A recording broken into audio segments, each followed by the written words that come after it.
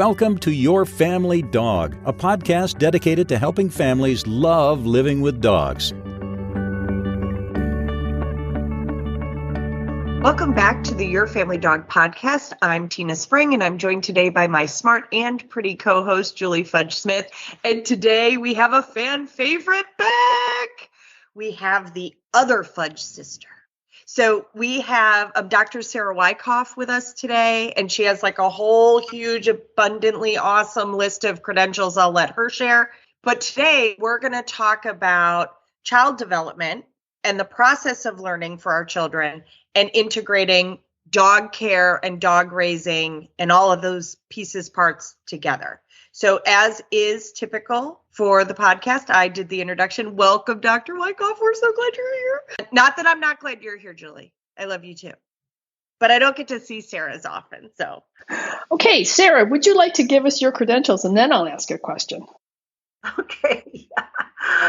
Yeah, I have a master's in occupational therapy and a PhD in anthropology, biocultural anthropology.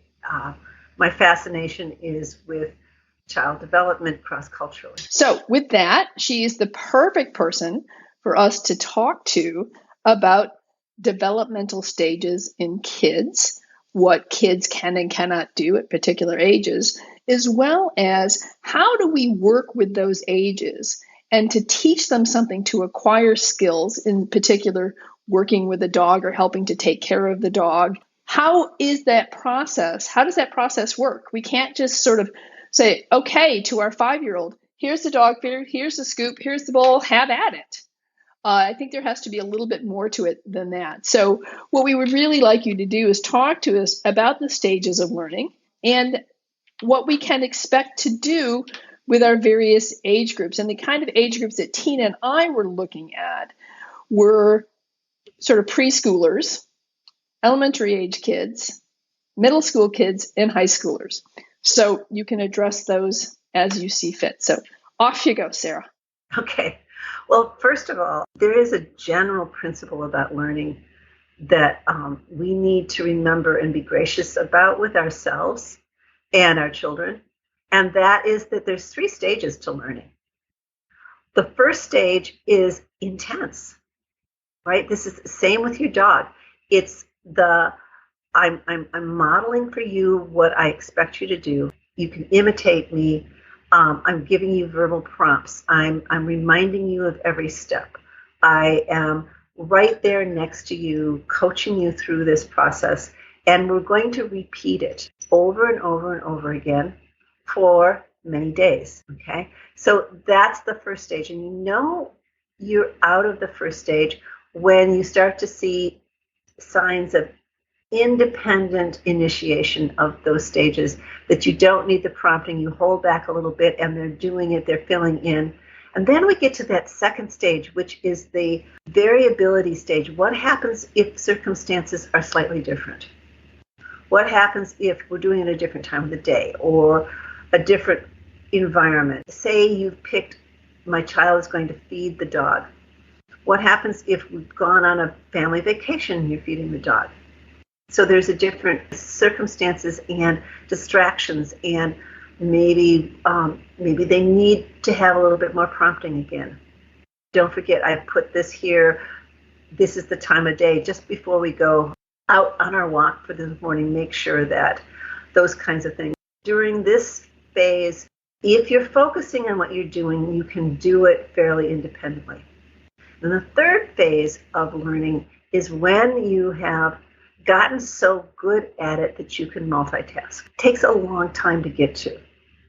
But in a multitasking situation, if feeding your dog is the goal, you can be talking to somebody else. I mean, even that is multitasking. Talking to somebody else about something other than what you're doing is a multitask.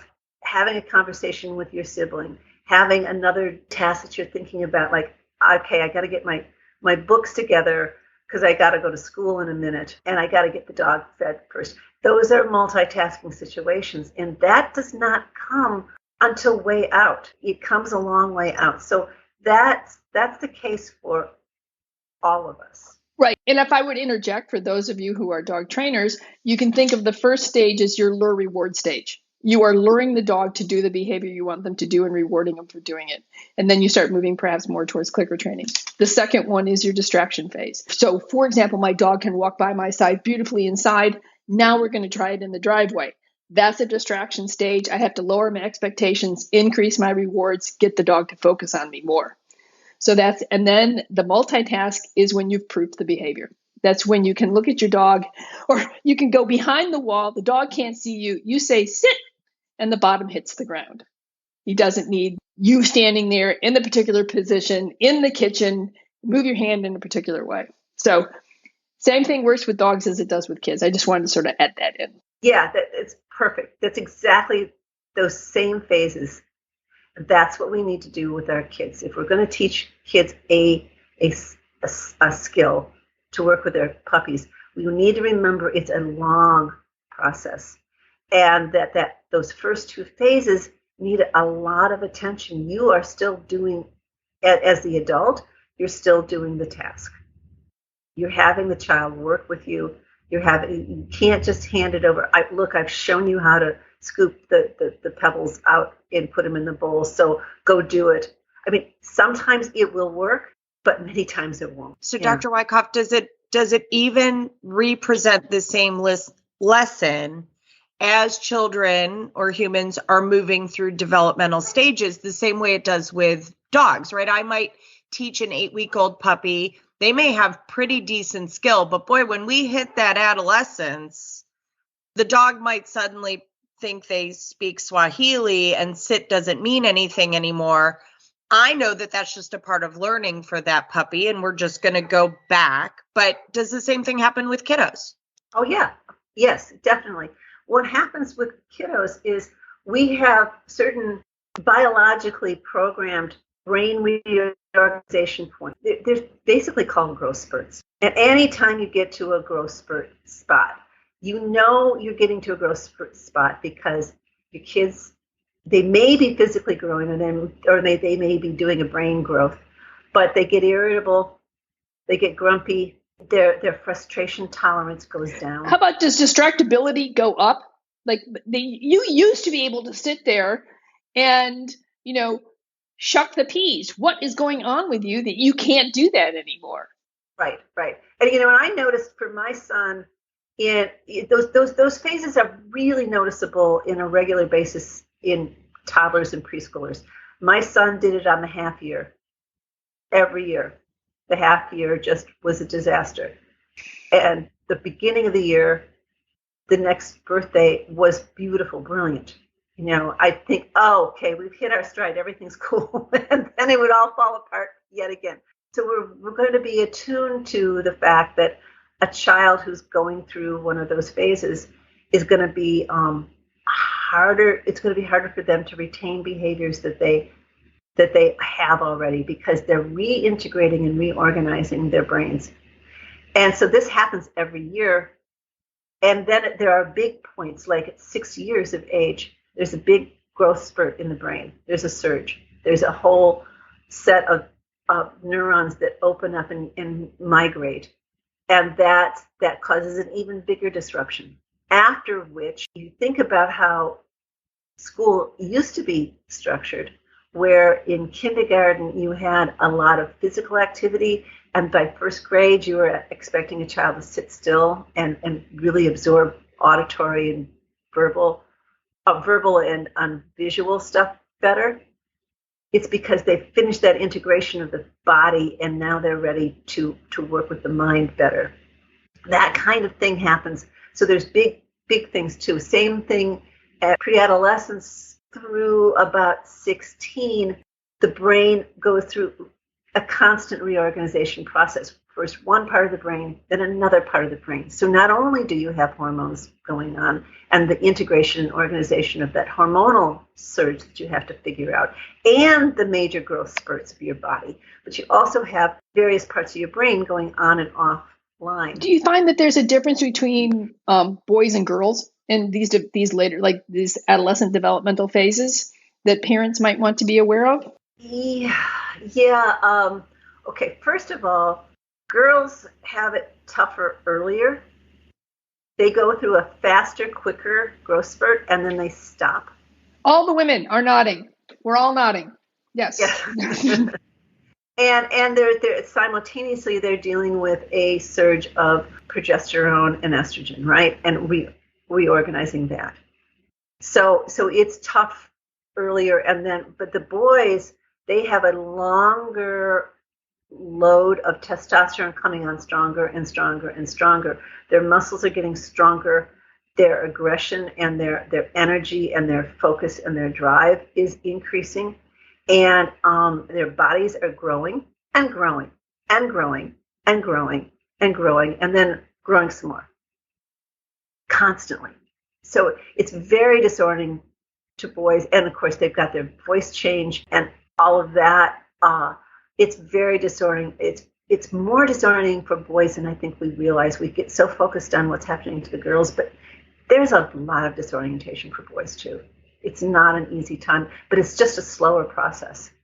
But it happens to them over a period of time. So there's those factors that are disruptive to all of the tasks, but at the same time, one of the things that's very organizing and very important is to have routine ritual tasks and obligations to the family, chores, responsibilities that helps to keep them organized and to work through these processes. So it's not that we don't want them to have this, oh gosh, darn, they're going through another growth spurt, I don't want to stress my child. No, those things, staying consistent with those things and staying on them while you're going through these is a very organizing and grounding thing to do. What we need to understand as parents, though, is that sometimes we need to float back in and act as a guide and a prompter. Would it also have been helpful so in order to guide your child through adolescence and help them sort of be grounded in these tasks, that's why we start working with them when they're in elementary school to build these tasks. So these are familiar grounding things. And then perhaps in adolescence, we can help them nuance that. Right. Yeah. And the other thing that when I think about this whole process, I think about the complexity of pet care. So from an occupational therapist standpoint, we have these what we call IADLs. They're individualized activities of daily living that are complex. And pet care has its own division within occupational therapy. We look at pet care as a thing that we train with people with disabilities. So when we think about it, the whole picture of pet care, where you are aware of your pet's well-being and needs completely, that makes up the realm of pet care. And within that, it's like an adult, it's like pet care, if you think of it as the metaphor of writing. Petting the dog might be a word. How do you approach the dog? How do you let him sniff you? That's a word. That's a one moment thing. Giving a treat to a dog might be another word. If you start to have how do you speak to your dog is another word. If you have those kinds of how do I give pets? How do I approach? How do I give treats? You can create sentences, right? So you have sentences. So with a toddler or a preschooler, you are teaching the words. You're just teaching the one element things at a time. When you get to grade school, you've got these sentences, you can start to form paragraphs. And a paragraph might be, I can feed my dog. I know how to take my dog for a walk safely. I can clean up after my dog. Another paragraph. That's a paragraph, right? Because there's a whole lot of sentences in that. There's a whole lot of individual tasks within that. And total pet care, that's a novella. You've got all sorts of things you're considering. You've got tons and tons of separate paragraphs. There's almost a parallel, but I would say it's a little bit later. I would not expect anybody but an older teenager to deal with the novella. Well, and the novella is going to be different for a 12-year-old stable dog versus a 12-week-old puppy. Like they're completely different, especially if it's a completely different breed or breed group, right? Like, absolutely. I think that's the thing that also kind of trips families up is I see some families that their elderly dog passed away. They're heartbroken. They have a dog-shaped hole in their heart. They go and get a puppy because they're afraid of going through death and dying stuff again. And they don't understand why their kids are really struggling with all the things. And it's like, well, now the kids have a new learner. They have a new learner, and the task demands are completely different. How do you, again, you have to go back to the words. How do you give a treat to this? How do you pet this dog? What kind of verbal cues? How high do you get your voice? How excited do you get your voice? All those kinds of things, all those words that go into the sentences of even just playing have to be reorganized. It's a new novella. The sentence structure is going to be different. Well, the other thing that reminds me of too is Tina, you're absolutely right. You've got this new dog. Not only are the kids learning, if it's a brand new dog, the parents are learning too. I know nothing about this dog. I don't know how he reacts if you come up behind him. I don't know what his eating and pooping schedule is if he's a puppy. I mean, everybody's a new learner at this point.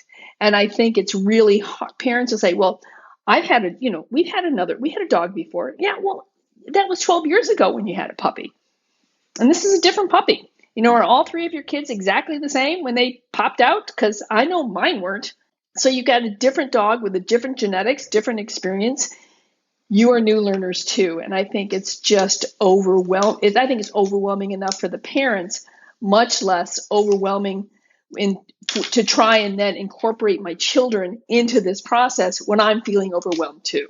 You go back to the learning theory and you think about if you as an adult are in that first phase of learning where you are figuring out what's going on, you can't be multitasking of teaching much at all. Absolutely. I mean, you can't bring a puppy in and not from the beginning have some ground rules about we better not approach this puppy from the behind, or we, put out your hand and let him just sniff you first before you, pet him on the head or whatever it is. Everybody has to get some of those basic, how do we keep this puppy regulated issues? How do we all co-regulate with ourselves? Right. So recently I've had a number of families that have relatively young children, 3 and 4, who want me to run a class to teach their child how to raise the puppy and interact with the puppy appropriately. And that is that's its own whole novella. And I'm like, okay, that has to be done in the trenches in your home, right? Because I don't know your kiddo. They don't have a relationship with me. Nobody knows this new pup, right? We're all figuring it out as we go along. I don't know that anybody ever broke this down for me. And I am technically a professional parent. Like, none of the parenting courses I took were like, hey, you can't teach it if you don't know it in your bones and can do it, right? So you can't teach that to the child. You can't coach that child if you haven't completely integrated it and gotten to the multitasking stage yourself. That alone, huge game changer for parents, because I don't know, I'm always trying to learn my child's developmental stage at the same time that I'm trying to parent them. At the same time, I'm trying to deal with an elderly dog and probably a puppy too. Not to mention, you might also be dealing with an elderly parent or, a sick husband, which all require their own learning tasks. So it's suddenly, my mom just fell and broke her hip. My husband has pneumonia. My kids are now stuck at home. I've got 3 kids, all under the age of 7. Maybe the puppy has to come last. And so not only are you not developing those skills because your lifestyle doesn't allow it, you can't possibly teach your kids or ask them to do it because you can't model it for them. And I think it ends up for a real disaster experience for everyone. Yeah, I would agree. If you've got to assess what your load is before you bring this puppy into your world. If you have space for this, then, the first thing you've got to do with toddlers and preschoolers is establish that co-regulation between the puppy and the child. Giving that child very clear, descriptive, like not a be careful, But hold your hand out, let the puppy come to you. That clear, quiet guidance in the moment. You do have to teach the basic play skills to the puppy and the child. Here's how you play. And that, if I'm going to teach anything to a preschooler, it's going to be, how do I play? That is a very, not only important thing and a good thing that the child can do that really does help the puppy, but it also is what a preschooler is going to want to do. They want to play. The puppy wants to play. It's really reasonable to have your dog trainer over, let that dog trainer get a sense of how this puppy plays, what sets it up for success, and then very explicitly teach those things to the parent and the children. That is a really good skill to learn for preschoolers. I try to get parents to separate the two jobs, right? Like, teach the puppy when you're with the puppy, put the puppy away, teach the child how to do the game. And when they're both good at it, then attempt to integrate. So I always view the podcast as like we're desperately trying to save parents' minds, right? Like we want to make it more magic and less messy, right? So if I'm counseling a parent, is that a better way to go, or am I oversimplifying it and being silly about the whole thing? No, Tina, I think it depends. Hey, Sarah could be a dog trainer. Her first response was, it depends. Amen. That's what we always tell our OT students too. It really depends. There are people who learn better by separating things out. There are people that learn better by holistically having everything combined. There are people who can separate their child and their dog. There are people who can't. So I think that if I was a dog trainer, I think I would think about those circumstances and what is realistic to ask of each family, each child, each puppy. I know when I was working with autistic kids, they all children, especially little ones, want to touch, right? The biggest thing they want to do is get their hands on things. They want to touch. They want to feel that fur. They want to smell. They want to have this physical engagement. That's like the natural internal drive that is programmed into all of us. So having those encounters supervised when you have a child that doesn't know how to grade their touch, and most toddlers do not know how to grade their touch, and a lot of preschoolers do not yet know how to grade their touch. And so sometimes it's a hand over hand situation, or there's other times you can say, slow your hand down, or something like that, just a prompt. But never is it going to be useful to a child to say, be careful, just don't touch, stay back, that kind of either anxious voice or general generic phrasing is not, the child's not going to know what that means. I would absolutely agree. Like, we're going to get further with a puppy, or in my experience, a child, by showing them what we want. And in the case of children, sometimes talking through what we want versus no.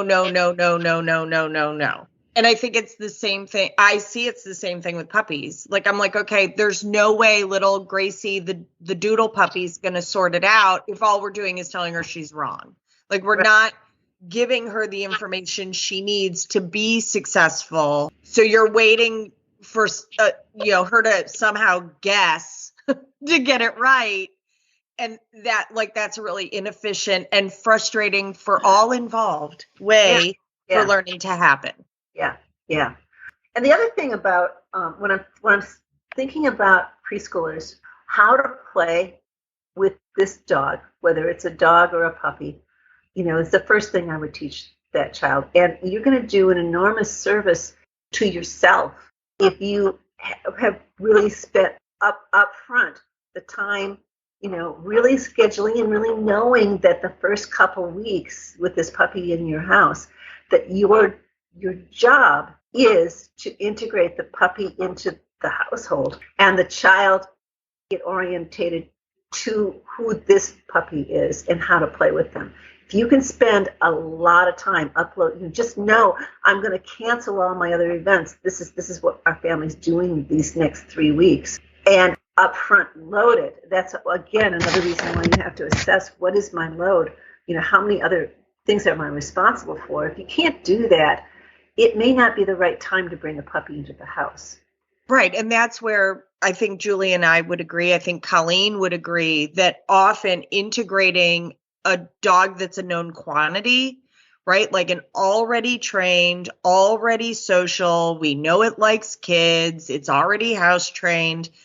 I think families sometimes don't know where to find that. We'll help you, like reach out, we'll help you navigate those waters. It's much, much easier than you think. You just have to be oriented to how to do it, and being patient and navigating, well, I don't want to get a 7-year-old dog because then we're going to be dealing with death and dying again. I'm like, right. Yes, that is a component part, but you also have a much more stable dog to integrate with children. If you are kind of overwhelmed, which, I mean, my experience of parenting, I was overwhelmed a lot, and I'm pretty good at stuff, and I was still pretty overwhelmed a lot. Yeah, I would say that for sure for kids under 7, before we go through that neurological developmental bump at 6.5 or so, I would get an older dog. Can I get you to say that again? Like loudly? And in many languages, and loudly, and maybe like, can we skywrite it? Because I see so many families trying to do it a really, really hard way. Yeah. And I'm like, oh, I want to try to avoid avoidable suffering. All right, so let her say it again, Tina. Say it again, Sarah. If your goal is to help your child to know how to be in a relationship with a dog, and they're under the age of 7, they don't have the skill set to really hold back and self-regulate themselves enough so that they can help co-regulate the dog. They need a dog that's already regulated. A child who's older than at 7 or older, that's a turning point where I wouldn't be so worried about bringing a puppy in. And it's fun to have the puppy experience. Everybody loves having the puppy experience. Grade school kids can appreciate it and be a really helpful component of this. Preschool kids, it's about learning how to be with a dog and be respectful of the dog. Well, and the puppy's not going to stay a puppy. Like, they're not going to spend their life in a relationship with a puppy. They're going to spend their life in a relationship with a dog. Right. So learn how to do that first, and then learn about puppies. Thank you, Sarah. I kind of feel like Tina's right. We should have that skywrited, written. We should. Anyway, that's a great way to put it. And thank you very much for putting what we say in a developmental context so that it has the background material so parents can understand why we're saying what we're saying. And it's coming from a child development expert, not just Tina and I going, look, we've seen this. We know what we're talking about. So it's really nice to have that background, that pediatric background to back up exactly what we're talking about. So one of the things I would like you to talk about just a little bit more, because I think this is the next place where parents really fail, and that's with teenagers. I think the expectation on teenagers is vastly inappropriate. I think that we need to understand that teenagers are it's that time between childhood and adulthood. It's very confusing. And I think that one of the things we have to give our kids some slack for is like, okay, it's Friday night and my friend's just about to pick me up and we're going to the football game. And this is the first time Eric asked me to join in this group and I really want to go. And the parent says, you can't go till you feed the dog. And I'm kind of like, what kind of slack do we give teenagers here? How do we incorporate the changes they're going through and yet helping them to remain connected to their family, connected to their dog, and connected to the skills that we've helped them to develop? Well, okay. First of all, kids in that range are capable of chapters. They've got they can do sentences, they can do paragraphs, they can do chapters. So they can think about their dog in fairly complex ways. However, just like in the grammar that you look at when they write their essays, they need a lot of editing and prompting and reminders and support, a lot of modeling, a lot of problem solving. If you can develop a relationship with your child that we're co-parenting this dog together, so so that you understand, hey, Mom, I'm going out to a football game. Can you get this for me? Sure. Hey, Tom, I'm going out. I got to run to the grocery store. Can you handle the dog walk today? Sure. So there's this reciprocity. Yes, there's a flexibility to it, but there's also a communication line that goes on back and forth. And that's the kind of responsibility thing that teenagers need to learn, is this, I'm still holding that, even if I can't be the one that gets it this time, because we all do that. And that's one of the skills teens need to learn, is that I can't get this right now. Can you? I'll get it late. I'll get it next time. Well, so I was just talking to a mama that we're working with that has a 13-year-old girl, and she didn't make her bed. And her mom noticed, right? Because she's like made her bed every day. Like she was a bed maker, man. And so we were talking about, like, if it just happens once, like if there's just an anomaly, like, okay, well, what was that about, right? Was it, the way some of us at maybe less gracious times are like, that child's being a slacker, or is there something else going on? Like she didn't suddenly forget how to make her bed. But I often think about, even with adolescent dogs, like it's the same thing, like things that they know how to do. They just one day, like the cycle, the gears get misaligned and they drop a skill. And I'm not super quick to be like, hey, let's get on that. I endeavor to hold back and go, okay, when we reset, does that skill reboot into the system, right? Like we all reboot our phones when it doesn't do what it's supposed to do. There's a little bit of, I think, just waiting and going, okay, well, let's see if she makes her bed tomorrow. Because like you do it 3 days in a row, we got something else we got something going on. But if it's just anomalous and it happens once, I'm like, I'm not sure like that's a huge emergency. Yeah, I would agree. So that's another, and that's another issue. It's the consistency. When there is a point where there is this reciprocity between the co-parents of the dog, the teen and the parent, who are caregivers. But there's also the place where either the communication fails or it's their turn and there's no reason why it shouldn't. That you watch and you ask, and this can be a lovely line of communication. Hey, I noticed that you didn't get out to clean the lawn today. What's up? And maybe it's a line in to something else. And there's also that negotiation of, do you think you can do a double duty and pick it all up tomorrow? Or what's your plan? What is your plan? Right. Would you like me to help you? Would that be helpful to you? Yeah. Okay. Yeah. So Dr. Wyckoff, we could do a dissertation. I think that Julie and I are in agreement that we would like to maybe have a more regular segment with you because you always give us such magic, and I endeavor to always be a learner too. So it's always fascinating for me that what I see in practice, like you come and speak to, and I go, oh, well, that explains that. Like, that's how that's happening. So we're so glad you could take some time and join us today. We're so grateful. I'm sure the listeners are grateful too. We would love to have anybody who wants to email in or ask questions on any of the social medias. You can reach out to us through the website, through Facebook. I think there's probably other ways as well that Julie knows more about, but we would love to have you on again, and we would welcome people's questions. Was there anything else you'd like to speak to, Dr. Wyckoff? Oh, I think we got it covered for the moment. But yeah, you're right, Tina. There's so much more to talk about. Yeah.